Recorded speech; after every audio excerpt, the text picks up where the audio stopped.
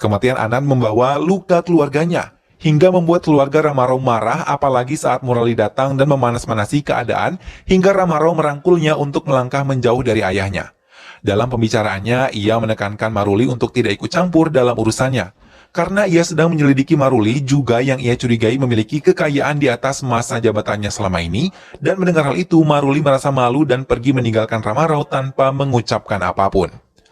Ramarau mencoba menjelaskan kepada ayahnya kalau ia tidak terlibat dalam kematian Anand, karena ia yang malah diserang oleh Anand sambil menunjukkan luka di bagian perutnya.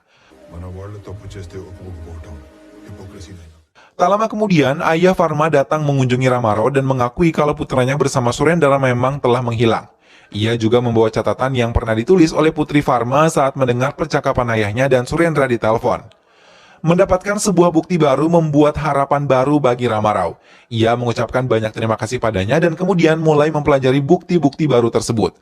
Lama-kelamaan melihat Ramarau menjalankan tugasnya dan menyelidiki kasus Malini, membuat Nandini tidak lagi merasakan cemburu. Ia malah mendukung untuk bisa menyelesaikan semuanya dengan baik. Melihat perubahan itu, Ramarau merasa sangat senang dan berjanji akan menempatkan posisinya di tempat yang tepat dan meminta kepercayaan dari Nandini. Maruli kembali menemui Ramarau setelah tadi bertemu di kantor saat ia tengah berbicara dengan Devanan. Ia memberikan sebuah dokumen yang dianggapnya bisa membantu Ramarau.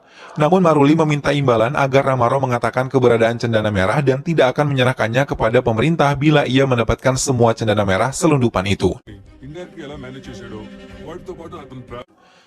Ramarau yang mendengarkan hal itu sambil membaca dokumennya tidak menanggapi Maruli. Ia pergi begitu saja meninggalkan Maruli. Ramarau melaporkan hasil penyelidikannya lagi kepada Venkatesan. Ia mulai curiga kalau Devanan dan Maruli ada hubungannya dengan ini semua.